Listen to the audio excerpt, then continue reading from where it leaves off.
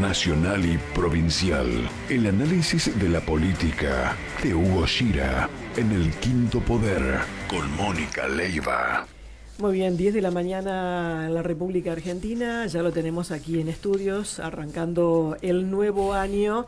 Desglosando un poco el DNU, Hugo, ¿no? ¿Cómo te va? Buen día. ¿Qué tal? Buenos días.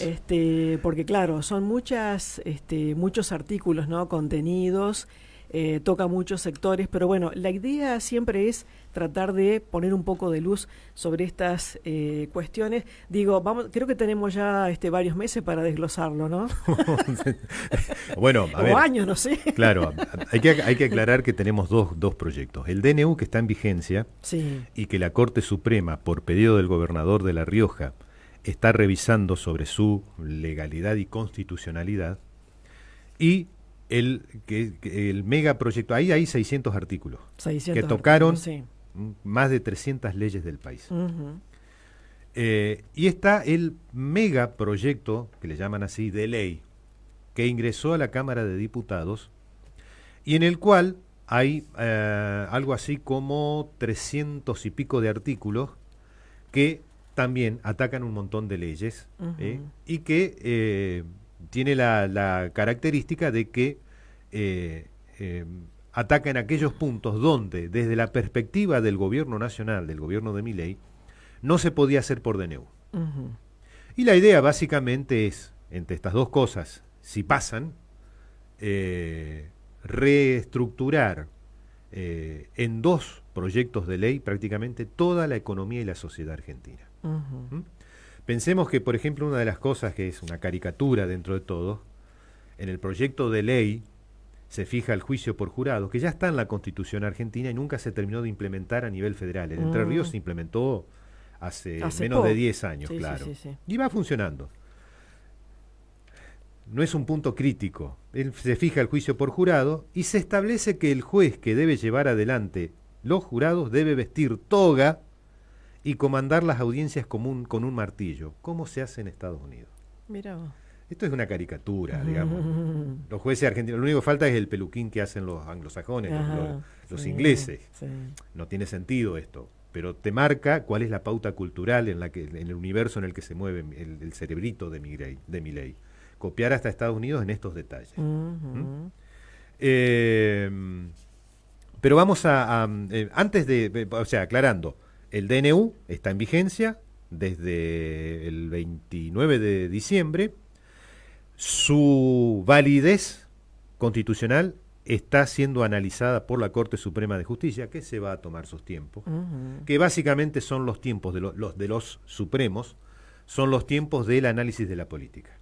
Uh-huh. Es decir, cómo le va a Milei con la implementación de su mega ajuste sobre la sociedad argentina, uh-huh. Cuánta oposición tiene y cómo es el juego, eso en la calle, y cómo es el juego en el Palacio, es decir, los acuerdos que en el Congreso logre o no logre con las bancadas opositoras, teniendo en cuenta que él tiene una bancada propia muy chica, que no llega al 20% en diputados, lo mismo que en senadores, que tiene el apoyo de una parte mayoritaria del PRO, pero no mucho más, y que todo lo demás se lo opone, radicales, coalición cívica y por supuesto uh-huh. El mega bloque del peronismo, que es minoritario, pero que tiene también su peso. Entonces vamos a ir, es más fácil mirar estas cosas diciendo quiénes son los ganadores y los perdedores. Acá hay ganadores con nombre y apellido. En el decreto que se desregula un montón de cosas, la anulación de la ley de góndolas es para las grandes empresas de hipermercados y en particular la más grande del país, Coto. Uh-huh. ¿Qué es la ley de góndolas? Básicamente una ley que regulaba, entre otras cosas, la necesidad del compre local a nivel local, uh-huh. De un hipermercado, que se aprovisionara, entre otras cuestiones, de los productores y de las empresas de la zona donde estaba implementado. Uh-huh. Eso desaparece. Vos podés traer todo importado al Walmart o al Coto de tu zona y listo, y se acabó. Los cambios en los clubes de fútbol, la SAD, las Sociedades Anónimas Deportivas, un negocio para Macri y sus amigos. Casi todos los clubes del país, hasta ahora el único que está analizando positivamente el tema es Talleres de Córdoba. Todos los demás clubes en general se opusieron. Y en Boca, recordemos que la interna la ganó abrumadoramente Riquelme, oponiéndose al Asad. También, sí. Avanti con los faroles, a Milei no le importa que en ese ámbito, por ejemplo, la tradición de club de barrio y de club de los socios vaya en contra. Él habilita un nuevo negocio, que es un negocio internacional de meterse en el deporte, y sobre todo en el fútbol, es un negocio internacional de blanqueo de capitales. Ahí está la mafia rusa, está grandes operadores del Medio Oriente, en fin, básicamente el deporte para blanqueo de capitales. Bien. La remodelación del tema azúcar es para Blaquier. Ahí, por ejemplo, en el proyecto de ley se establece una reforma a la ley sobre los biocombustibles. Esta ley, que existe en la actualidad, fue establecida en tiempos de Cristina Fernández, estableció un marco hasta el año 2030 que regulaba el sistema de producción de biocombustibles en la Argentina, bioetanol, etcétera, y que permitía, entre otras cosas, le permitió a la Argentina transformarse en uno de los grandes productores mundiales y exportadores mundiales de biocombustible, con una defensa del mercado interno para la producción nacional. Es decir, hizo lo que hizo Corea del Sur para desarrollar su industria, lo que hizo Taiwán, lo que hizo China. Bueno, al eliminar esta ley, deja la libre importación y obviamente va a golpear una gran cantidad de empresas nacionales, sobre todo las pymes. Uno de los enemigos declarados que tiene el proyecto Milei son las pymes. El otro va de cajón, es la clase trabajadora. La desregulación financiera es para Galperín y Mercado Libre. Sí. El desmembramiento de YPF va para Roca, Techint, y todo el descontrol de los alimentos, el hecho de poder poner alimentos a cualquier precio, es una desregulación que favorece a dar Arcor, Danone, Molinos. Hoy ya se está hablando del precio de la carne vacuna a nivel internacional. Con lo cual se cumpliría aquel intento que viene desde el 2016 de Macri, de que el pueblo argentino no coma más carne vacuna, que quede solamente con el pollo y con el cerdo, para exportar esta carne de primer nivel. La excusa es que en el resto del mundo la gente en general no come carne vacuna, que es una carne premium. Está bien, pero en la Argentina comemos asado desde la época de las vaquerías de la colonia. Sí. Es una tradición. Es una tradición, es parte de nuestro estilo de vida. Y de última, todo esto nada más que negocios. Ahora, en realidad, el coto va a estar en el precio. ¿O no va a haber directamente? No se regulan. En general, todas las desregulaciones son precio libre. Ah. Y precio libre en la Argentina significa precio internacional a valor dólar. Sí, por eso digo. En todo. Por ejemplo, las normas sobre los alquileres, la desregulación total de alquileres, es un pedido de las cámaras inmobiliarias, de Airbnb y de Booking, los grandes operadores transnacionales que están en el tema este. Las obras sociales, la caída o la libre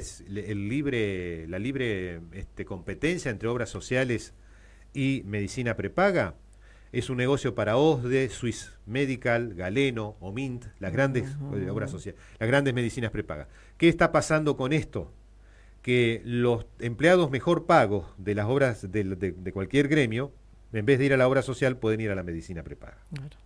Entonces, desfinancia también a las obras sociales. ¿Y a quién desfinancia? Al empleado medio, que es la inmensa mayoría de los trabajadores, y al empleado de menores ingresos, que es el que va a tener problemas después para las coberturas. La ley de tierras, el hecho de que no exista, como existe en muchos países, empezando por Estados Unidos, una ley que establezca que extranjeros no pueden comprar tierras. En algunos lugares la prohibición es absoluta, en otros lo que rige es que vos tenés que vivir determinada cantidad de años previamente en ese lugar. Por ejemplo, algunos estados de Estados Unidos dicen 5 o 10 años para empezar a comprar tierras viviendo en este estado. Y en otros lugares dicen, a tanta distancia de la frontera, ningún extranjero puede ser dueño de tierra. Esa es una ley de defensa de los territorios fronterizos. Ahí o son tierras fiscales o son de connacionales. Eso también está en algunos estados norteamericanos que tienen fronteras con los países con los que Estados Unidos sí, limítrofes. limita, que son básicamente Canadá y México. Y México.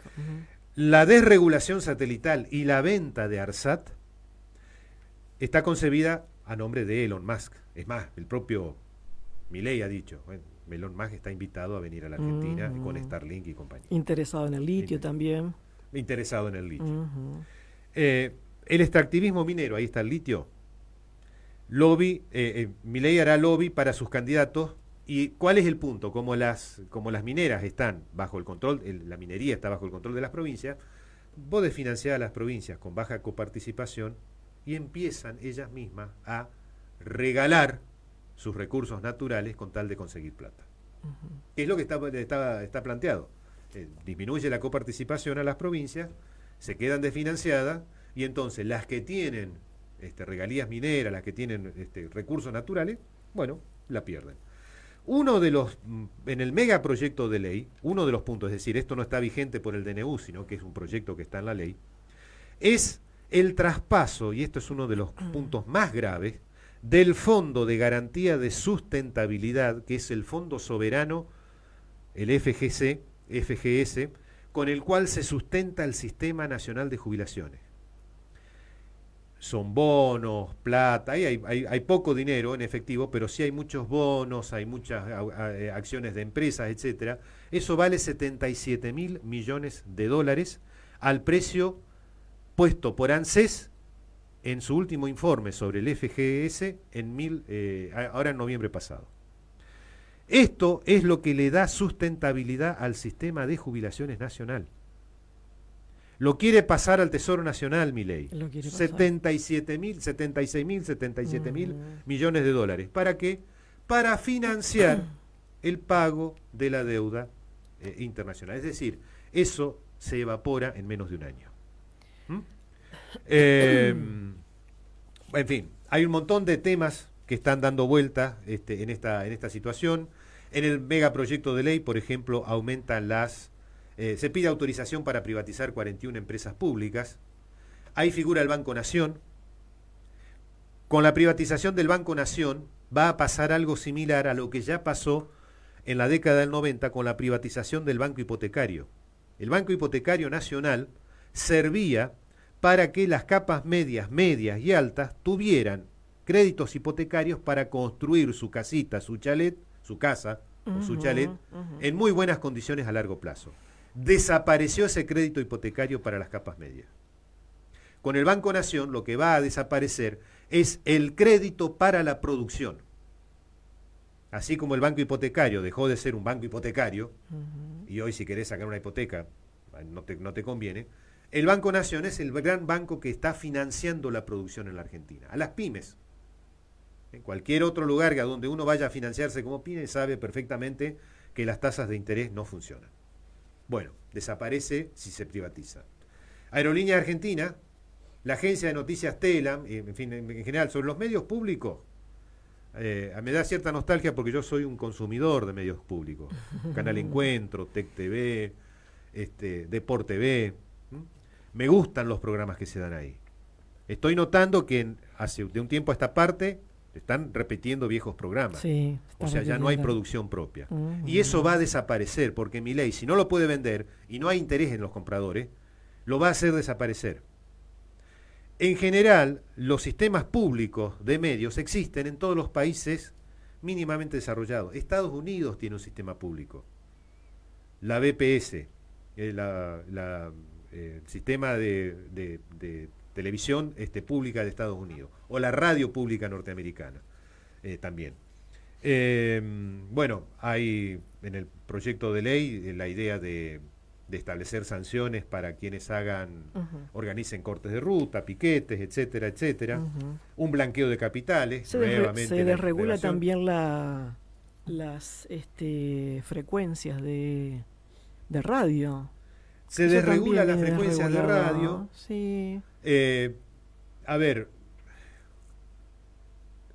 estas cuestiones sirven, a ver, una radio chiquita que sobrevive, una micro, Sí, digamos sí, esta, sí. no le cambia la vida, pero vas a tener competencia con los grandes. Exacto. Con los grandes monopolios que juegan en este tema. Ujú. En general, a ver, ¿cuál es la idea de los libertarios?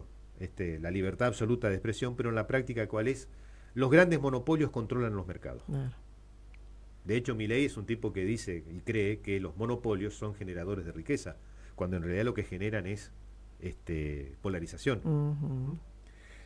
Y eso se va también para los medios de comunicación. Sí. Y como los medios de comunicación más importantes juegan a favor de su ideología, de sus intereses, véase lo que pasa con el conglomerado Clarín o con el conglomerado La Nación, claramente están jugando para él. Entonces no le calienta tener medios públicos. Claro. Sus medios públicos son los medios privados que A mí juegan con lo él. que me preocupa de todo esto es que se abre una puerta para todo aquel que quiera solicitar una frecuencia. Y a mí me parece que, digo, por algo existe una profesión, por algo existen las carreras periodísticas, digamos, para aquellos que estudiamos para esto, ¿no? Y sin embargo vos sabés que hasta hoy pasa esto, no es que lo que se va a venir. Gente que nada que ver, que no sabe ni cómo es una radio, si es cuadrado o redonda, logra tener una frecuencia de radio. No, voy a agregarle más a lo que dijiste porque es correcto, pero te agrego, lo mismo que estamos planteando en ese tema, lo plantea el sector de la salud. Porque ahí también se desregula todo. Claro. Entonces, en Y cualquier peor cosquito, todavía, claro, en cualquier cosquito podés llegar a vender. Y manipular la fecha de vencimiento y todo o vender medicamentos con receta o cosas por el estilo. Sí. Así que, a ver, está la reforma, y acá hay cosas positivas, pero que de pronto, por ejemplo, esto de terminar el secundario y que los chicos rindan un examen. Yo estoy de acuerdo con eso. Uh-huh. Por ahí hablando con docentes me dicen, pero no va a aprobar nadie.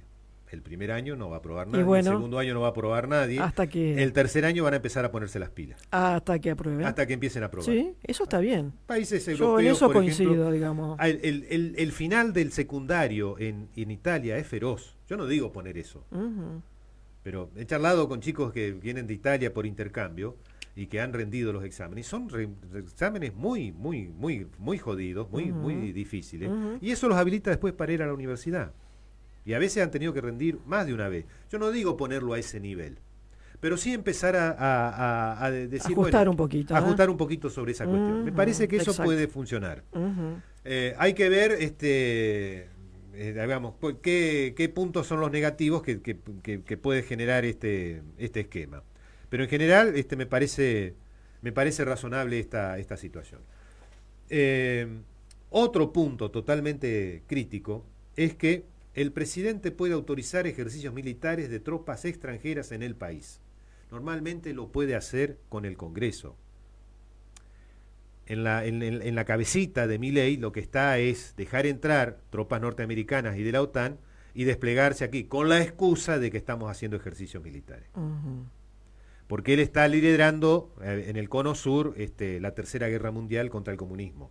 El comunismo es Lula, el comunismo es, digamos, en su cabecita el hombre piensa de esa manera, porque además lo dice, está todavía anclado en la década del 60, en la crisis del año 60. Otro segmento, que como hablábamos del sector salud o el sector comunicacional, en el que también todos los actores están muy preocupados, es el sector pesquero, porque se desregula completamente la actividad pesquera, y puede entrar cualquiera, incluso está dejando de lado la zona económica exclusiva del país, que son 200 millas y 360 millas para la zona... Pero vos ahí ves diferencia con lo que está pasando ahora, que estamos invadidos de barcos chinos. Está bien. Bueno, no hay diferencia. Pero si vos eliminás la ley, lo que hay que hacer es cumplir la ley. O sea, el problema no es el barco chino que te llega o el coreano. El problema es que acá no se está haciendo cumplir la ley. No. Y que buena parte de los propios los sindicatos y las cámaras empresarias pesqueras y las provincias del sur que tienen en la pesca una de sus actividades centrales, como la tienen en el petróleo, están pidiendo que justamente se haga cumplir una legislación que, reitero, la pampa, el mar argentino es una gran pampa donde la producción de pescados puede ser superior a la producción de cereales y de alimentos en la parte continental, en la pampa de tierra. Es la pampa de agua que tenemos. Claro. La están entregando. Lo que vos tenés que hacer es hacer cumplir la ley.